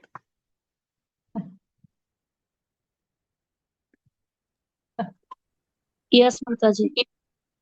अगर स्त्रियां कुछ सोने के आभूषण खरीद के ले आती है, समझ लो रिंग या कान का है ऐसा, तो नेक्स्ट दिन या तो वो उसे पहन के बाहर निकलेगी, और सबसे पहले जब उसे कोई मिलेगा तो the first sentence that she will say कि ये देखो कल मैंने ये खरीदा। Because she has the tendency to show off. और अगर किसी का ध्यान उसके ऊपर नहीं जा रहा है तो वो सामने से सबको बताने का प्रयास करेगी, भाई देखो अगर आपका ध्यान नहीं जा रहा है तो मैं बताती हूँ कि मेरे हस्बैंड ने कल मुझे 1 लाख का सोना खरीदवाया। तो ये दिखावा करने की जो टेंडेंसी है वो स्त्रियों में ज्यादा पाई जाती है, पुरुषों में नहीं। आप किसी भी, आप देख लेना नॉर्मल पुरुष को भी, मेरे हस्बैंड भी है, मैं देखती हूँ कि कुछ भी खरीदते हैं तो कभी ऐसा दिमाग में नहीं आता कि मैं दूसरों को जाके बताऊं कि मैंने ये खरीदा। पर स्त्रियों में ये चीज बहुत ही शो ऑफ करने की जो टेंडेंसी है कि मैं इस रिश्तेदार को बताऊं, मैं अपने उसको बताऊं, मैं अपने मित्रों को बताऊं कि मैंने आज क्या खरीदा, क्या साड़ी खरीदी, कौन सा खरीदा, कितने में खरीदा, कहाँ से खरीदा। ये सब टेंडेंसीज बहुत ज्यादा रहती है जो बिल्कुल सही नहीं है, जो एक्चुअली रजोगुण और तमोगुण का लक्षण है। भगवत गीता बताते हैं कि जब कोई व्यक्ति कुछ दान करता है तो सत्वगुणी दान वह कहलाता है जो चुप होके करता है, मौन होके करता है, किसी को पता ना चलने दे ऐसा करता है। तो सत्वगुणी वह होता है जो कुछ भी करता है, कोई भी अच्छा कार्य करता है तो किसी को इन्फॉर्म नहीं करता, किसी को दिखाता नहीं, किसी को बताता नहीं कि वो ये कर रहा है, पर चुपचाप करता है। Because he knows it very well, वो अच्छी तरह से जानता है कि भगवान सब कुछ देख रहे हैं, उसे और किसी को कुछ बताने की आवश्यकता नहीं है। अगर मंदिर में 10,000 रुपया दान करते तो स्त्रियां सबसे पहले अपने रिश्तेदारों में, अपने आस पड़ोसों में, अपने सास ससुर में, अपने मित्रों में बताई कि हाँ रे हमने तो 1 लाख रुपया वहां वृंदावन के मंदिर में दान दिया। Why do you say let it be confidential, try to hide it, have why to tell others, दूसरों को बताने से क्या लाभ है? Krishna knows everything, right? Okay, तो इस प्रकार से दिखावे की टेंडेंसी से स्त्रियों को बचना चाहिए। ये एक अवगुण है स्त्रियों में। ये जितनी भी चर्चा हम कर रहे हैं इन सब दूषणों से स्त्रियों को अपने आप को बचाना चाहिए। ओके, नेक्स्ट इज विषाद, शोक करना।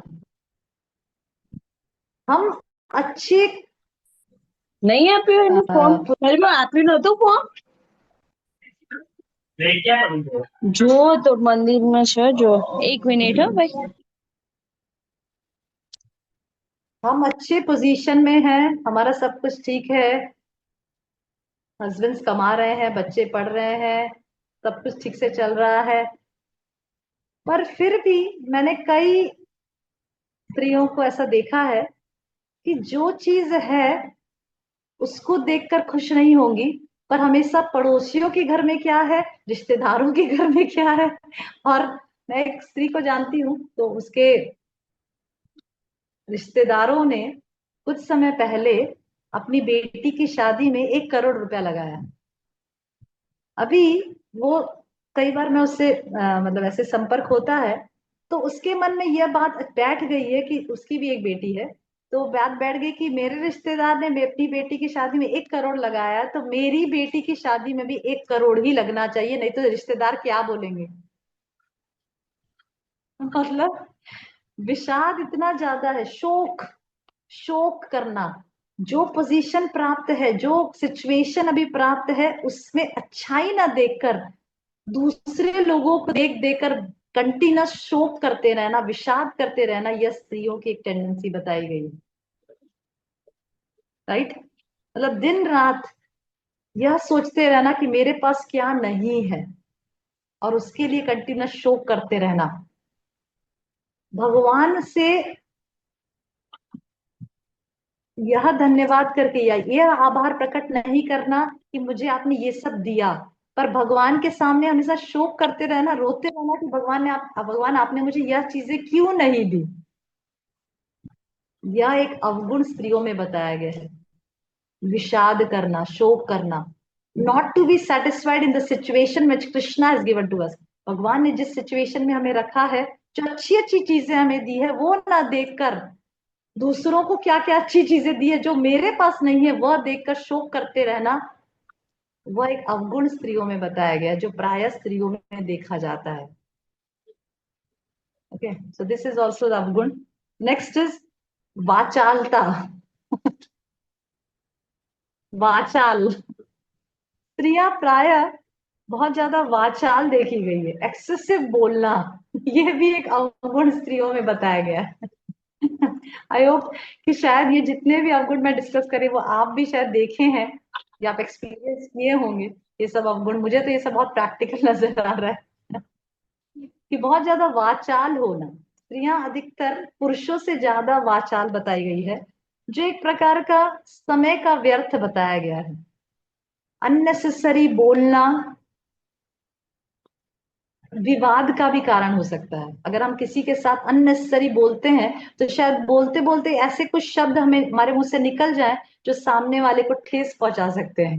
राइट, तो इसीलिए शास्त्र बताते कि अननेसेसरी, बेकार का प्रजल्प ना करके जरूरत का कहें, और बाकी का समय ऐसी बातें कहें जो हमें भक्ति में प्रगति करने के लिए प्रेरणा दे, भक्ति में आगे बढ़ने के लिए हमें अनुकूल वातावरण दे। राइट, इस प्रकार से समय व्यर्थ न गवाएं, फिजूल की बातें कंटिन्यूस बोल बोल के। ओके, तो स्त्रियों में ज्यादातर वाचालता बताया गया है, ये भी एक बहुत बड़ा अवगुण है जिससे स्त्रियों को बचना चाहिए। ओके, नेक्स्ट इज आलस्य।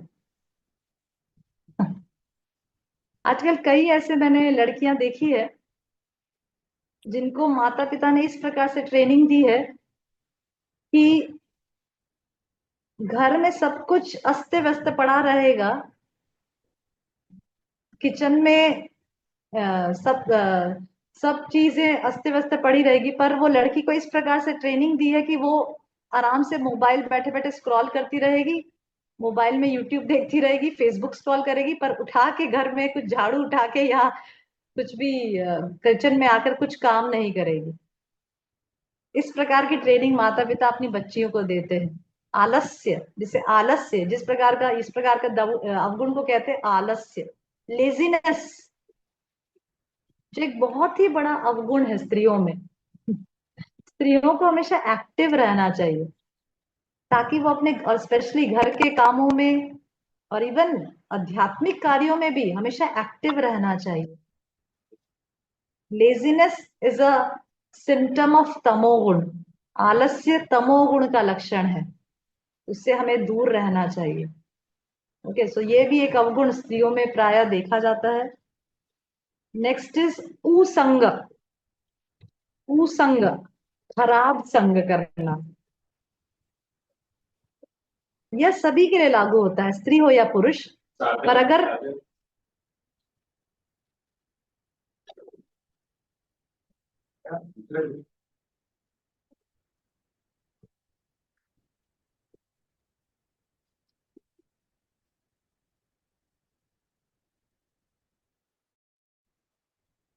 अगर स्त्रियां भूल कर भी पर निंदा करने वाले, खुशामद करने वाले, पर पुरुषों की प्रशंसा करने वाली, अधिक खर्च करने वाली या इधर उधर भटकने वाली, कलंकारिणी और उल्टा स्त्रियों का संग करेगी तो उसका जीवन भी नष्ट हो जाएगा। जैसे for example Kaikeyi associated with Manthara. Kaikeyi पहले बहुत ही अच्छी माता थी, उसको राम और भरत के लिए बिल्कुल भी भेदभावना नहीं थी, राइट। पर उसने मंथरा का संग किया तो उसकी पूरी बुद्धि दूषित हो गई। इसीलिए स्त्रियों को शास्त्रों में बताया है कि स्त्रियां बालक के समान होती है। स्त्रियों का कंपैरिजन बालक से किया है, बच्चों के समान किया है, कि जिस प्रकार से बच्चे बहुत जल्दी बहक जाते हैं, भ्रमित हो जाते हैं, उसी प्रकार से स्त्रियां भी बातों से बहुत जल्दी बहक जाती है। इसीलिए स्त्रियों को खास अपने संग पे विचार करना चाहिए कि मैं किस प्रकार का संग करती हूँ, क्योंकि उसकी दिमाग को दूषित होने में ज्यादा समय नहीं लगता है। जो हम कैकेयी के जीवन से साक्षात देखते हैं कि जिस प्रकार कैकेयी का जी बुद्धि मंथरा ने पूरी तरह से भ्रष्ट कर दी, उसी प्रकार से हम स्त्रियों को भी अपने संग पे विशेष ध्यान रखना चाहिए। ऐसी स्त्रियों का संग कभी ना करें जो पर पुरुषगामी हो, जो दूसरे पुरुषों को पे चैट करती हो, जो दूसरे पुरुषों से हंसी मजाक करती हो, जो दूसरे पुरुषों से गलत संबंध जोड़ती हो। ऐसे स्त्रियों से कभी कभी संग ना करें। जो बहुत ही ज्यादा भौतिकवादी है, जो इस भौतिक जगत के चकाचौंध में हमेशा रमती रहती हो, ऐसी स्त्रियों का कभी संग न करें। ऐसी स्त्रियों का संग बिल्कुल त्याग दें, क्योंकि वह कभी भी हमारे जीवन को नष्ट कर सकती है, जैसे कैकेयी के केस में किया मंथरा ने, राइट। इसीलिए हमें संग का विशेष ध्यान रखना चाहिए। तो कुसंग भी एक स्त्रियों में अवगुण हो सकता है। ओके, नेक्स्ट इज व्यभिचार। स्त्रियों के लिए यह सबसे बड़ा दोष है। शरीर से तो क्या, वाणी और मन से भी पर पुरुष का सेवन करना महापाप बताया गया है स्त्रियों के लिए। व्यभिचार करना, सिर्फ व्यभिचार, हम सोचा रहे मैं तो किसी पुरुष के साथ बैठती नहीं उठती नहीं हूँ। पर पुरुषों के साथ व्हाट्सएप में चैट करना, पर पुरुषों के साथ फोन पे हंसी मजाक करना, अननेसेसरी मैसेजेस चैट करना, यह भी व्यभिचार में ही आता है। ऐसा मत सोचिए कि बस फिजिकल इंटीमेसी ही व्यभिचार है। अपने हस्बैंड के अलावा किसी पर पुरुषों से बातचीत करने में प्रॉब्लम नहीं, सेवा संबंधित बातचीत कर सकते हैं, पर इसके अलावा बेकार की फिजूल बातें करके हंसी मजाक करते रहना, चैटिंग करते रहना, चैटिंग में भी अननेसेसरी बातों पे चर्चा करते रहना, यह सब व्यभिचार में आता है। ओके, क्योंकि आजकल व्यभिचार का मतलब सिर्फ फिजिकल इंटीमेसी नहीं, व्हाट्सएप चैटिंग, फेसबुक चैटिंग, यह भी व्यभिचार में ही आता है। समझ रहे हैं, ये सब मैसेजेस करना यह भी व्यभिचार ही है। तो जो नारी ऐसा करती है, ऐसा शास्त्र बताते कि उसका चेहरा देखना भी पाप है। ऐसा शास्त्र बता रहे हैं कि जो स्त्रियां व्यभिचारिणी है, उसका चेहरा देखना भी पाप है। इतना सीरियस ऑफेंस है व्यभिचार।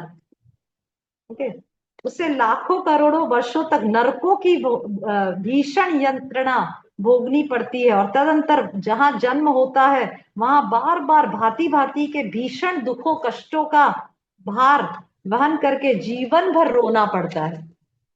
मतलब ऐसी व्यभिचारिणी स्त्रियों को जीवन भर रोना पड़ता है, वो पूरी तरह से पापी हो जाती है। Okay, they become sinful because of this व्यभिचार। इसीलिए बहुत विशेष ध्यान रखना चाहिए। श्रीला प्रभुपाद कहते हैं कि नारियों का सबसे बड़ा भूषण और ऑर्नामेंट क्या है? लज्जा। नारियों का भूषण ये नहीं कि हम 1-1 करोड़ के या 1-1 लाख रुपए का हार पहनते हैं कि नहीं, अपने हाथों में बहुत भारी भारी कंगन पहनते हैं कि नहीं, काजल टीका ये सब लगाते हैं कि नहीं। हाँ ठीक है, एक्सटर्नली अपीयरेंस से हमें दिखना चाहिए कि वी आर मैरिड, हमारा पोजीशन दिखना चाहिए लोगों को। और सबसे बड़ा भूषण ऑर्नामेंट अगर स्त्री का बताया गया है तो वह है उसकी लज्जा, उसकी शाइनेस, जो लुप्त होता जा रहा है आज के संसार में। स्त्रियां मर्दों के साथ घूमती है, पराये पुरुषों के साथ चलती है, पराये पुरुषों के साथ ट्रैवल करती है, पराये पुरुषों के साथ संबंध रखती है, और सभी प्रकार से इलिसिट कनेक्शंस रखती है। पूरा लज्जा के नाम, मतलब लज्जा तो पूरा खत्म हो चुका इस संसार में, लज्जा खत्म होती, स्त्रियों में जो शाइनेस जिसका ऑर्नामेंट जो बताया गया है, वो ऑर्नामेंट स्त्रियों ने दूर फेंक दिया है अपने जीवन से, और सब प्रकार के अश्लील कपड़े पहनती है, कम से कम कपड़े अपने शरीर पे धारण करती, अपने शरीर पे पहनती है ताकि पर पुरुष उससे अट्रैक्ट हो सके। इस प्रकार से सभी प्रकार से स्त्रियों ने अपने रेस्पेक्ट को खो दिया है, और एक भोगने की वस्तु की तरह पुरुषों के सामने प्रेजेंट कर रहा है कि मुझे आप जितना हो सके भोगिए, मैं भोगने की वस्तु हूं। राइट। इस प्रकार से शास्त्र कहते हैं कि स्त्रियां को हमेशा लज्जाशील होना चाहिए, पब्लिक में जोर से हंसना, पब्लिक में डांस करना, ऐसा कोई भी एक्शन पब्लिक में नहीं करना चाहिए जिससे पुरुषों का आकर्षण, पुरुषों का अटेंशन उसकी तरफ खींचे। समझ रहे हैं? पब्लिक में, पब्लिक प्लेसेस में ऐसा कुछ भी नहीं करना, इस प्रकार से कोई भी आचरण नहीं करना चाहिए कि 10 आदमी पीछे मुड़ के देखे कि वो स्त्री कौन है। ऐसा कब होगा? जब वो कुछ ऐसा करेगी ताकि सभी लोगों का आकर्षण उसकी तरफ खींचा जाए। समझ रहे हैं? तो इसीलिए पब्लिक में जोर से हंसना, जोर से हंसी मजाक, 10 पुरुषों के बीच में हंसी मजाक जो बहुत कॉमन हो चुका है आजकल, ये सब चीजें जो मैं बोल रही हूँ बहुत कॉमन हो चुकी है। सब सब जगह, इस्कॉन के अंदर देख लीजिए, इस्कॉन के बाहर देख लीजिए, सब जगह ये चीज दिखाई दे रही है। सेवा के नाम पर स्त्री पुरुष का बहुत ज्यादा मिंगलिंग हो रहा है इस्कॉन में। राइट। सेवा के नाम पे बहुत सारी गलत चीजें हो रही है, सेवा के नाम पर चैटिंग हो रहा है, सेवा के नाम पर एक दूसरे के साथ सेवा कर रहे हैं, मिलना हो रहा है, बातचीत हो रही है, हंसी मजाक हो रहा है। This is not how Krishna is going to be pleased. भगवान इस प्रकार से हमसे प्रसन्न नहीं होने वाले हैं। हमें हमारी इस प्रकार की सेवा से भगवान, अगर हमारा सही में हेतु भगवान को प्रसन्न करना है तो हम घर बैठे भी कर सकते हैं, उसके लिए हमें बाहर भी निकलने की आवश्यकता नहीं है, अगर हमें सही में भगवान को प्रसन्न करना है। और अगर अगर हमें भगवान को प्रसन्न नहीं करना, अपने को प्रसन्न करना है, तो फिर आप इस प्रकार से सब चीजें कर सकते हैं। It all depends on our goal. हमारा हेतु क्या है, हमारा लक्ष्य क्या है। अगर हमारा लक्ष्य भगवान को प्राप्त करना है, भगवान का प्रेम प्राप्त करना है, तो हमें शास्त्रों के निर्देशों के आधार पर अपना जीवन को जीना है। ये बार बार आचार्य लोग हमें ग्रंथों में बताते हैं कि भक्ति भी मनमाने ढंग से नहीं करना है। अगर हम भक्ति मनमाने ढंग से करते हैं तो वो सिर्फ सिर्फ इस समाज में उत्पात ही फैलाएगी और कुछ नहीं करेगी। पर हमें भक्ति मनमाने ढंग से नहीं करना, हमें भक्ति गुरु साधु और शास्त्रों के शिक्षाओं के आधार पे करना है। भक्ति करनी है पर अपने अनुसार नहीं कि जो चीज मुझे अच्छी, मुझे बाहर घूमना अच्छा लगता है मैं घूमूंगी, मुझे पुरुषों के साथ सेवा करना अच्छा था मैं करूंगी। ऐसे Krishna is not going to be please. ऐसे हमारा लक्ष्य संपन्न नहीं होने वाला है, ऐसे हमें भगवान प्राप्त नहीं होने वाले हैं। हमें भगवान तब प्राप्त होंगे जब हम गुरु साधु शास्त्र के निर्देशों के अनुसार भक्ति करेंगे। राइट। ये सब जितने भी अवगुण हम चर्चा कर रहे हैं, ये सिर्फ भक्ति, एक भक्त स्त्री के लिए नहीं है, एक नॉर्मल स्त्री के लिए भी लागू होता है। जो एक अच्छे या जो भौतिक दृष्टिकोण से एक अच्छी पत्नी, अच्छी माता, अच्छी बहू बनना चाहती है, एक अच्छी स्त्री अपने घर में एक अच्छे एग्जाम्पल सेट करना चाहती है, उसके लिए भी ये सब अवगुण उसको दूर रहना चाहिए। फिर भक्तों का तो क्या, भक्तों को तो रहना ही है इन सब अवगुणों से दूर। राइट। ओके। तो ये सब कुछ मुख्य अवगुण मैंने आपको बताया इस क्लास में, जिससे हमें हमें अपने आप को इंट्रोस्पेक्ट करना है, टटोलना है कि क्या ये सब अवगुण मेरे अंदर तो नहीं है, क्या मैं तो ईर्ष्या नहीं कर रही, क्या मैं तो कलह नहीं कर रही, क्या मैं तो ज्यादा वाचाल नहीं हूँ, क्या मैं तो ज्यादा बोलती नहीं हूँ। इस प्रकार से ये जो अवगुण मैंने बताया वो सब मेरे अंदर तो नहीं है कहीं। नहीं तो जनरली क्या होता है कि क्लास में जब चर्चा होती है तो हम सोचते हैं ये सब मेरे लिए नहीं है, ये सब तो उसके लिए, मैं थोड़ी ये सब करती हूँ, ये तो वो करती है, मैं थोड़ी कर, मैं तो ठीक हूँ, मैं तो सब अच्छी हूँ, मैं ये सब में से कुछ भी नहीं करती, ना तो मुझे किसी के लिए ईर्ष्या है, ना तो मुझे किसी के लिए कलह करती हूँ, ना तो मैं किसी के से द्वेष करती हूँ, ना तो मैं वाचाल हूँ, ना तो मैं कुसंग करती हूँ, ना तो मैं आलस करती हूँ। ये सब मेरे लिए कुछ भी नहीं है, ऐसा नहीं है। We have to, sometimes you have to silently sit. हमें एक जगह बैठना चाहिए और अपने जीवन को भी इंट्रोस्पेक्ट करना चाहिए कि भाई हमारे अंदर क्या क्या अवगुण है जिसपे हमें काम करना है। Right. Okay. Okay. Thank you very much. If anybody has any questions, comments? हरे कृष्ण माता जी प्रणाम। Yes, Madam. माता जी ये 1 2 3 नंबर के पॉइंट्स थे ना, 1 नंबर में झगड़ा था, बोलो झगड़ा हाँ, करना, और सेकंड पॉइंट द्वेष करना, ईर्ष्या, ईर्ष्या, और थर्ड नंबर में क्या था माता जी, वो मैं भेदभाव ईर्ष्या, करना। द्वेष करना माता जी। थर्ड पॉइंट है भेदभाव करना, भेदभाव, अच्छा, भेदभाव करना, डिफरेंस, डिस्क्रिमिनेट करना, अपनों में परायों में, ये सब स्त्रियों में ज्यादा है ना। यस। आपने ना माता जी कुसंग बोला ना, कुसंग कभी कभी क्या होता है कि भक्त लोग जानते हैं कि मतलब मेरे जो संग हो रहा है वो कुसंग हो रहा है, फिर भी वो लोग उसके संग कर रहे हैं, तो ऐसे भक्तों से हमको दूर रहना चाहिए माता जी। यस, सी हम लोग को अपना जो संग है वो भी जी चूज माता जी। करना है। हमें संग मतलब क्या होता है, सिर्फ बाजू में बैठ जाना संग नहीं है। आप नहीं लेक्चर में नहीं। बैठ गए, आप मंदिर में उसके साथ चले गए, दैट इज संग नहीं। हम्म, हम्म, मतलब वो होता है कि जब हम उसके विचारों से के साथ आदान प्रदान, हम अपने विचार उसके विचार को सुनते हैं, अपने विचार बोलते हैं और उसके साथ हम्म, विचारों का आदान प्रदान करते हैं, और इस प्रकार से वो जो कहता है वो अपने जीवन में हम अमल करने का प्रयास करते हैं, इसको संग कहते हैं। जी सिर्फ माता जी। सिर्फ साथ में चले जाना, बाजू में बैठ जाना, वो संग नहीं है। राइट। ठीक है। तो संग हम्म, किसका करना है वो भी हमें चूज करना चाहिए। सिर्फ मंदिर में जाने से, ये मंदिर में आते हैं वो मंदिर में आता है तो मुझे इसका संग करना है, ऐसा नहीं। You can choose your association. Association किसका करना है, जिससे आपको प्रेरणा मिलती हो ना, हम्म, जिससे आपको अपने जीवन में प्रेरणा मिलती, उसी का तो संग करेंगे आप। ऐसे जी बहुत माता जी। सारे लोग हो सकते हैं, ऐसे बहुत सारे लोग हो सकते हैं जिससे आपको प्रेरणा मिलती हो पर शायद दूसरे को ना मिलती हो। हम्म, समझ रहे हैं? तो आपको अपना संग चूज करना है। वो हम्म, किसका संग करती है इससे आपको भी करना है, ऐसा नहीं है। आपको किससे प्रेरणा मिलती है, जी आपको माता जी। भक्ति में प्रकट प्रेरणा हम्म, किससे मिलती है, आपको अपने जीवन में परिवर्तन किससे होता हुआ दिखाई दे रहा है, उससे आपको संग करना है।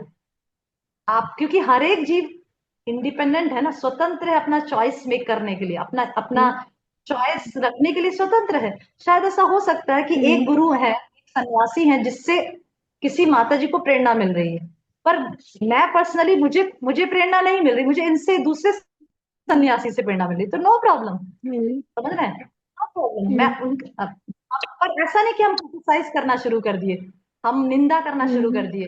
ऐसा निंदा कुछ नहीं हम्म, करना है। बस मुझे अपने जीवन में इनसे प्रेरणा मिल रही है तो मैं इनका संग करती हूँ, पर इसका मतलब नहीं कि बाकी सब बेकार हैं, ऐसा नहीं कह हम्म, रहे हैं। पर जिससे हमें हम्म, अपने जीवन में प्रेरणा मिलती हो, भक्ति में आगे बढ़ने के लिए हमें प्रेरणा मिलती हो, हमें शिक्षाएं मिलती हो, तो हम उसका संग करते हैं। राइट। हम्म, ओके। हम्म, संग करते हैं मतलब उनसे शिक्षाएं लेकर अपने जीवन में अमल करने का प्रयास करते हैं, उसको संग कहते हैं। जी माता जी। समझ रहे हम हैं? कभी कभी क्या देखते हैं माता जी, जो हम संग कर रहे हैं, जिसके साथ हम संग कर रहे हैं वो भक्त गलत कर रहा है, 1 बार नहीं, 2 बार नहीं, 3 बार नहीं, कर रहा है, वो कंटिन्यूअसली कर रहा है, लेकिन जो उसके साथ संग कर रहा है वो भक्त उसको नहीं बोल रहा है कि तुम ये गलत कर रहे हो, तो क्या हमें ये बात को उठाना चाहिए, हमें बताना चाहिए कि वो मतलब समय में टाइम पे सुधर जाए, मतलब ऐसे अपराध होता है तो क्या हम हमें उनसे डायरेक्ट मतलब बताना चाहिए कि आप गलत कर रहे हो, ऐसा कुछ माता जी बोलना चाहिए, क्योंकि जिसके साथ वो संग कर रहे हो वो भक्त नहीं बोल रहे कि तुम ये गलत कर रहे हो, और हमें दिखाई दे रहा है, तो क्या हम टाइम पे सुधर सुधर जाए वो भक्त, इसके लिए हमको डायरेक्ट उनसे बात करनी चाहिए माता जी कि ये गलत कर रहे हो आप, ऐसे बोलना चाहिए। आप कब टोक सकते हैं, जब वो सामने वाला, सबसे पहले तो सामने वाले का क्या वो है, पोजीशन क्या है। जैसे अगर हम्म, सामने वाला बहुत सीनियर है, आपसे बहुत सीनियर हम्म, है और वो कुछ गलत हम्म, कर रहा है, तो एज अ हम्म, मर्यादा भी आपको डायरेक्टली जाके उनको नहीं बोलना चाहिए। जो ऑथराइज्ड हम्म, पर्सन है मंदिर में, ऑथराइज्ड पर्सन है जिसकी क्षमता हम्म, है कि वो जाके उसे कहे, तो आप उस ऑथराइज्ड पर्सन को हम्म, जाके कहिए, यह व्यक्ति ये गलत कर रहा है, हम्म, कृपया हम्म, करके कहें। हम्म, आप डायरेक्ट उसको ना कहें, क्योंकि हम्म, आप में आप अभी वो क्या बोलते हैं, आपने आपका मर्यादा भंग होगा ना, वो बड़े हैं, वो पोजीशन। सीनियर है काफी, जी। आपसे काफी जी। सालों से पहले भक्ति कर रहे हैं, तो इस प्रकार से हम्म। मर्यादा भंग होगा, एक एटिकेट होता है ना। तो आप जाके अथॉरिटी को हम्म। बताइए, इन्फॉर्म करिए कि देखिए ये सब चीज मैंने देखी है और ये ऐसा हो रहा है, आप हम्म। कृपया हम्म। करिए। राइट। पर ठीक है अगर माता जी। आप हम्म। की तरह ही नया है, समझ आपकी तरह, मुझे नहीं पता, आप तो नए हम्म। नहीं लगे, जो भी है, आप अगर लग रहा है कि कोई भक्त आपकी तरह ही है, आपके साथ ही भक्ति में जुड़ा है, हम्म। आपके हम्म। साथ ही, वो गलत कर रहा है, हम्म। ठीक है, आप उसको जाके कह सकते हैं विनम्रता से कि देखो मैं तुम्हारी शुभचिंतक हूँ, हम्म। मैं तुम्हारा भला चाहती हूँ, पर तुम ऐसा गलती कर रही हो, तुम ऐसा मत करो, ऐसे करके आप उसको कह सकते हैं, ठीक है। जी माता जी। यस नेहा माता जी। हरे कृष्ण माता जी, प्रणाम।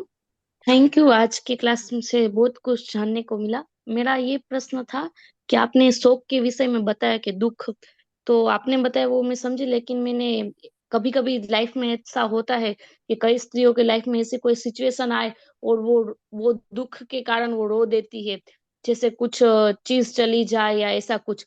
तो जब वो रोती है तो ये क्या अवगुण है कि दुख के कारण रोना नहीं चाहिए? ऐसा मैंने सुना था कि वो अपशकुन होता है, तो ऐसा कुछ होता है कि हमें रोना नहीं चाहिए ऐसा कुछ दुख के कारण? जी, सुनाई दे रहा है, ठीक से सुनाई दे रहा है माता जी? हाँ, सुनाई दे रहा है माता जी। क्योंकि इंटरनेट वापस से हो रहा था। See, as a as a human being, मनुष्य होने के कारण हमें हमारे जो इमोशंस हैं, इमोशंस तो नॉर्मल रहेगा ना। जैसे मैंने कई बार ऐसा सुना है कई लोगों से, अरे आप तो डिवोटी हैं, आप भी रोते हैं। अरे तो डिवोटी है हम्म। तो क्या हो गया, इमोशंस तो रहेगा ना, मनुष्य है तो इमोशंस, इमोशन ही चला जाएगा क्या? हंसना, रोना, एक्सप्रेशन करना, अच्छा लगा तो बोलना, ये सब चीजें तो नॉर्मल, एक मनुष्य के लिए जो नॉर्मल इमोशंस रहेगा वो तो रहेगा ना, राइट। हाँ। जैसे बच्चों के हाँ। प्रति हमारी आसक्ति, वो तो रहेगी ना। बस उस आसक्ति को, आसक्ति तो रहेगी, पर आसक्ति को भगवान के प्रति डायरेक्ट करना है, समझ रहे हैं? जी। खुशी तो होगी, हम्म। पर खुशी अब इंद्रिय तृप्ति से नहीं होती, खुशी भगवान की प्रसन्नता में होती है, भगवान की सेवा करके खुशी मिलती है, पर खुशी होती है, समझ रहे हैं? शोक भी होता हाँ। है, उस हम्म। शोक भी होगा, रोना भी आएगा, आंसू भी आएंगे, क्योंकि मनुष्य है तो सारे इमोशंस तो रहेंगे ना। पर हम शोक करके इतना शोक करें कि, इतना हद तक हम शोक करें कि हम, मतलब कई लोग जैसे इतने ज्यादा डिप्रेशन में पहुंच जाते हैं शोक करने से, कि कई लोग सुसाइड करके मर जाते हैं, राइट। इतना ज्यादा शोक हाँ। करते हैं कि जीवन को ही नष्ट कर लेते हैं, फिर पूरा दिन शोक ही करते रहते हैं, आगे का कुछ कार्य, मतलब आगे क्या करना है वो सोचना ही बंद कर देते हैं। इस प्रकार के एक्सट्रीम शोक में भी नहीं जाना है, समझ रहे हैं? जी। शोक होगा, हाँ। मैं ऐसा नहीं बोलती कि शोक नहीं होगा, रोना नहीं आएगा, कुछ दुख है तो डेफिनेटली रोना आएगा, पर फिर उसको भगवान के आशीर्वाद समझकर, या भगवान का कोई नया प्लान होगा मेरे लिए, इस प्रकार से उसे पॉजिटिवली देखकर आगे बढ़ना है। उस शोक को लेकर बैठ नहीं जाना है कि बस, जैसे कई डिवोटीज को कई बार ऐसे सुनती हूँ कि कुछ भक्तों को शोक आया तो भक्ति छोड़ के चले गए। ऐसा शोक भी नहीं हाँ। करना है कि इतना शोक हुआ कि भक्ति ही छोड़ के भाग गए, ऐसा नहीं करना है। हम्म। शोक करना है, ऐसा नहीं बोल रहे कि शोक नहीं हम्म। करना है, पर शोक होगा, पर उस शोक को एक भगवान का कुछ प्लान समझकर भक्ति में और दृढ़ता से लेना है, कि भक्ति में कुछ भगवान का मेरे लिए कुछ प्लान होगा, तभी आज मुझे ये शोक हुआ है, तभी आज मुझे ये कष्ट हुआ है, तो मैं अभी भी भगवान को पूरा समर्पित होकर और तीव्रता से भक्ति करूंगी, ऐसे उस शोक को लेना है, समझ रहे हैं? इसीलिए भक्तों के जीवन में ऐसा नहीं कि भक्ति कर रहे हैं तो सब अच्छा ही अच्छा होने वाला है, ऐसा नहीं है। भक्तों के जीवन में भी सब कुछ होगा, पर अब उनका देखने का नजरिया बदल गया है, चीजों को एक्सेप्ट करने का तरीका बदल गया है, अब वो सब कुछ भगवान को केंद्र में रख के देखते हैं। अगर कष्ट आता है तो भगवान की कृपा समझते हैं, अगर सुख आता है तो भगवान का कोई प्लान समझते हैं, तो सब तरह से भगवान की ही कृपा दृष्टि हर चीज में वो देखते हैं, और भक्ति में आगे प्रगति करने का मार्ग ढूंढते हैं, समझ रहे हैं स्नेहा माधुरी? हाँ जी माता जी, समझे। हाँ, ठीक है, रोना आ गया, पर thank you. Then understand the philosophy. ऐसा नहीं कि रोते ही रहे पूरा जीवन रोते ही रहे, ऐसा नहीं होना चाहिए। जी ओके, सो माता जी। Bhakti doesn't mean that we become emotionless. हमें यस। दूसरे भक्त के लिए कंसर्न होना चाहिए। ऐसा नहीं कि अरे तुम तो शरीर हो, तो आत्मा हो, मैं भी आत्मा हूं, फिर रोना धोना किस बात का। ऐसा नहीं है। अगर एक भक्त है, दूसरे भक्त के लिए कंसर्न नहीं दिखाएगा, समझ लो कोई भक्त है, कोई दूसरा भक्त है जो फाइनेंशियली तकलीफ पा रहा है, समझ रहे हैं, तो एक भक्त को हाँ हो सके तो मदद करना चाहिए, दूसरे भक्त की मदद करना चाहिए, समझ रहे हाँ हैं, कंसर्न हाँ दिखाना चाहिए। ऐसे नहीं कि अरे ये सब तो मटेरियल चीजें हैं, इसमें मुझे कोई रुचि नहीं है, मुझे सिर्फ तुम्हारे आध्यात्मिक जीवन में ही रुचि है, ऐसा नहीं है। अगर एक भक्त को दूसरा भक्त किसी प्रकार से मदद करता है ताकि वो भक्ति में शांति से भक्ति कर सके, भक्ति में प्रगति कर सके, तो कोई प्रॉब्लम नहीं है उसमें। हाँ। जी ओके, माता जी समझी। हाँ समझी, thank you. Hare Krishna. Hare okay, thank Krishna, thank you. You. Okay, I hope nobody has question. Sorry for the late class, क्योंकि in the morning I got some busy. Okay, so sorry for the late class. Actually 4:30 class थी, पर फिर shift करना पड़ा 7:30 बजे। Okay, thank you for joining too late. Hare Krishna, will meet on the next class on Tuesday. Hare Krishna माता जी। Yes ma'am. हाँ sorry for interrupt, लेकिन चैट में एक क्वेश्चन आया है। यस यस, क्या है चैट में? हाँ चैट में। हरे कृष्णा मैम, मेरा क्वेश्चन है कि जैसे अभी आजकल मैं पर्सनली बहुत सारी गर्ल्स माता जी को जानती हूँ कि वो कि पहले किसी और से प्यार करती थी और उनके साथ फिजिकल हुए होते हैं, और फिर जब वो भक्ति में आती है तब वो सारे बिहेवियर को छोड़ के किसी और के साथ विवाह कर देती है, तो यह कैसे सही है माता जी, प्लीज बताएं। अभी वो, ये किसका क्वेश्चन है मुझे पता नहीं, पर सी भक्ति में आने से पहले मैं भी एक दो माता जी का ऐसा जानती हूँ, एक दो लड़कियों को, मैं उनसे हरे यही। कृष्णा माता जी। भूमिका, तुम्हारा क्वेश्चन है क्या? हाँ यस माता जी, एक्चुअली में ना ये मेरी एक दो मतलब फ्रेंड, मतलब वो फ्रेंड ही है और इस्कॉन में ही कनेक्टेड है। तो मतलब ये उनके ही साथ हुई चीजें हैं। इवन आप एक बार ही आए थे ना, तो आप भी उनसे मिले थे। तो सी, ये चीज थी, मुझे काफी टाइम से आपको पूछनी भी थी, हाँ, बट अभी सी उसी रिलेटेड थोड़ा टॉपिक भी था तो पूछ लिया। मैं तो सबसे पहले यही कहूंगी कि इसीलिए मैं कहती हूँ कि लड़कियों को बहुत सावधान रहना चाहिए। ये सब फिजिकल रिलेशनशिप बहुत बहुत बहुत बड़ा अधर्म है। शादी से पहले किसी प्रकार का कोई फिजिकल रिलेशनशिप पर पुरुषों के साथ ना रखें। बहुत, इसीलिए मैं कहती हूँ कि प्रोटेक्शन में रहें, बहुत ज्यादा घूम घूम मौत ना करें, विवाह सही समय पे कर लें, वही अच्छा है। पर अगर ऐसा हो चुका है उस लड़की के साथ, जो भी वो उसने किया, जो भी कैसा भी किया, तो अभी पूरा प्रयास यही करें कि वो उसी के साथ विवाह करे। हाँ इस बट अधर्म माता जी, को उसमें रोकने का, मैंने आपको एक अधर्म चीज भी बोली जो है। भी इस अधर्म को रोकने का एक ही मार्ग है कि वो उसी के साथ विवाह करे, समझ रहे हैं, भक्त ओके। अभक्त जो भी लड़का था, जो भी लड़का है, उसके साथ विवाह करे, भक्ति करे, सिर्फ भक्ति।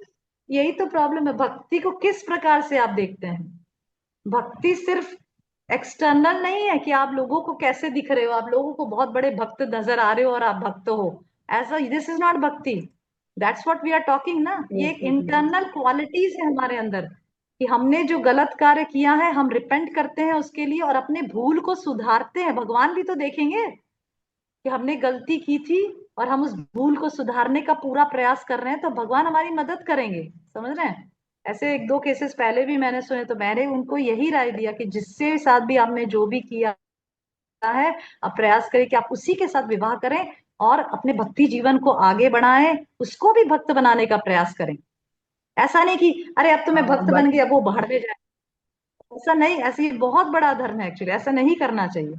अगर आपने कुछ गलत कर दिया है तो प्रयास पूरा करें कि उसी के साथ विवाह करें और फिर उसी अपना भक्ति जीवन को कंटिन्यू करें। एक्चुअली, जी माता जी, यही बात मैंने भी उनको बोली थी, बट उन्होंने मुझे और एक चीज बोली कि वो जो मतलब जो थे पहले उनके वो, ओके, अब वो मतलब ऐसा कि नहीं यार, मतलब हम तो मतलब साथ में नहीं रह सकते हैं, ऐसा ऐसा सब। तो अभी क्या करे वो।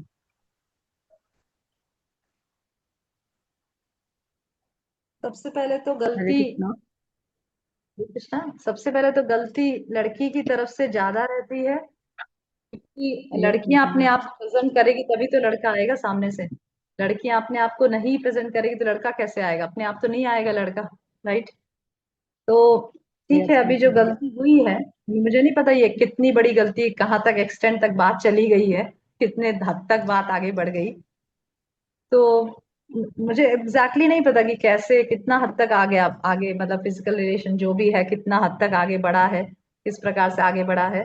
पर प्रयास तो यही करना चाहिए कि जो लड़का से जो भी जितना भी रिलेशनशिप बना था फिजिकल, उसी के साथ विवाह हो।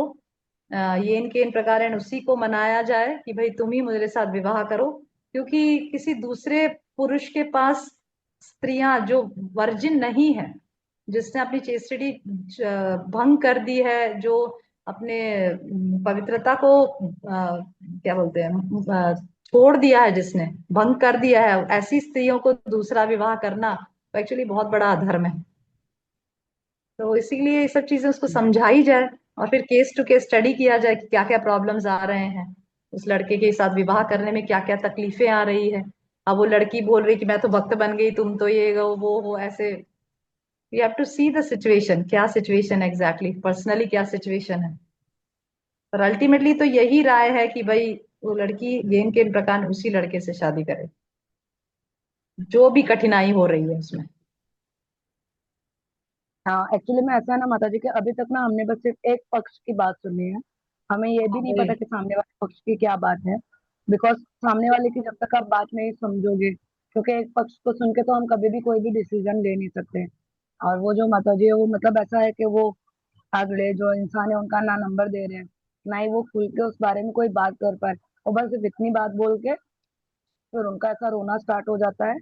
एंड वो बोलते हैं कि हाँ यार मैं बहुत बुरी हूँ, मैं ये हूँ मैं वो, मतलब फिर वो मतलब ऐसा करते हैं। तो मैंने भी उनको इस बारे में बोला कि एटलीस्ट प्लीज आप पूरी चीज को बताओ। आप जब तक पूरी बात नहीं बताओगे तब तक ये चीज पॉसिबल ही नहीं, इसका कोई सॉल्यूशन। यस। जैसे कि ओके, तो हम लेट दैट। देखते हैं इसका पूरा, फिर उसके बाद जो हम भी आपको कांटेक्ट जो भी करेंगे। उसने किया है, जो भी उसने किया उसको सिर्फ यही बात बोलो कि तुम प्रयास करो कि तुम उसी के साथ शादी करो, दैट्स ऑल, बस। दैट्स द कंक्लूजन, और कोई जी ऑप्शन नहीं है दूसरा।